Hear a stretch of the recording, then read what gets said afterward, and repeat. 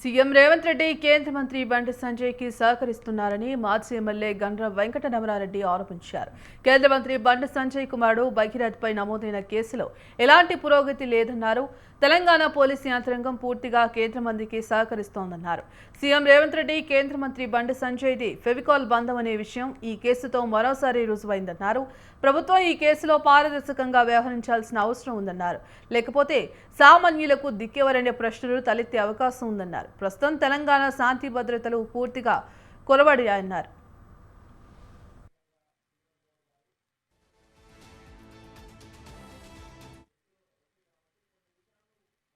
ఈరోజు రాష్ట్రంలో జరుగుతున్నటువంటి పరిస్థితులను గమనిస్తే చట్టం ఒకరికి చుట్టల్లా కొంతమందికేమో మరి ఇంకోలా చూస్తున్నట్టు కనబడతా ఉన్నది. సాక్షాత్తు కేంద్రంలో ఉండేటువంటి హోం శాఖ సహాయ మంత్రి బండి సంజయ్ కుమారుడు భగీరథ్ ఆయనపై వచ్చినటువంటి ఆరోపణలు, ఆ ఆరోపణల నేపథ్యంలో పోలీసులు చేసినటువంటి కేసు 3 రోజులు గడుస్తున్నప్పటికీ కూడా ఇప్పటి వరకు ఎలాంటి పురోగతి లేదు. ఏ నిందితుడైతున్నాడో అతన్ని ఇంతవరకు విచారణ చేసి అరెస్ట్ చేసినటువంటి దాఖలాలు లేవు. దాఖలాలు లేకుండా నిన్న భారత ప్రధాని సాక్షాత్తు ఈ ప్రాంతానికి వచ్చి కనీసం ఆ విషయంలో ఏమీ తెలియనట్టుగా మరి సంజయ్ గారిని పొగడ్తలు ముంచేటట్టుగా కనబడుతున్నది.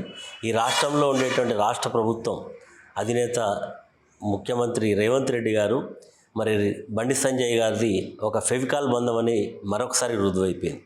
ఆయన కొడుకు విషయంలో ఇప్పటివరకు రాష్ట్ర ముఖ్యమంత్రి హోంశాఖకు మంత్రిగా ఉన్నాడు.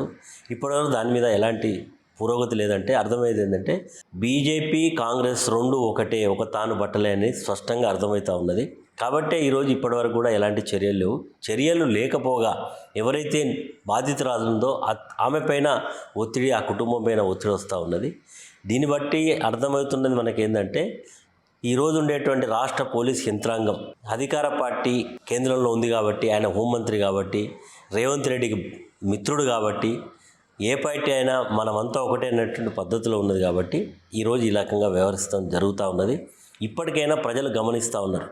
మీడియాను మేనేజ్ చేద్దామా, మరి బాధితురాలు కుటుంబాన్ని భయపెడదామా అనే పద్ధతుల్లో చూస్తూ ఉన్నారు తప్ప నిజంగా మరి ఆ బాధితురాలకు న్యాయం చేయాలని చూడడంలో ప్రభుత్వం కానీ పోలీస్ యంత్రాంగం కానీ వ్యవహరించడం లేదు.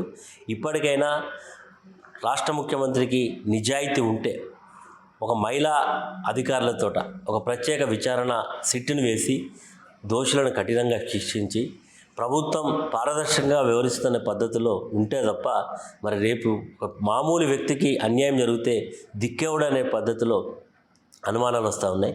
సాక్షాత్తు ముఖ్యమంత్రి ఆ శాఖకు హోంమంత్రిగా ఉంటూ ఈరోజు ఒక ఐపీఎస్ అధికారి భార్యను బహిరంగంగా హైదరాబాద్ నడిఒడ్డులో హత్య చేసి తప్పించుకుపోయిందంటే ఏ రకంగా ఉంది రాష్ట్రంలో శాంతి భద్రతలు అర్థమవుతూ ఉన్నాయి.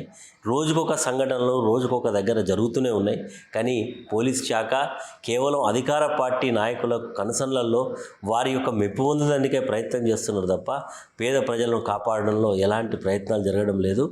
మరి ఇప్పటికైనా ప్రభుత్వంలో జరుగుతున్నటువంటి పరిస్థితులు నిన్ననే కొత్తగా డీజీపీగా బాధ్యతలు చేపట్టినటువంటి ఆనంద్ గారు మరి మీరు డీజీపీగా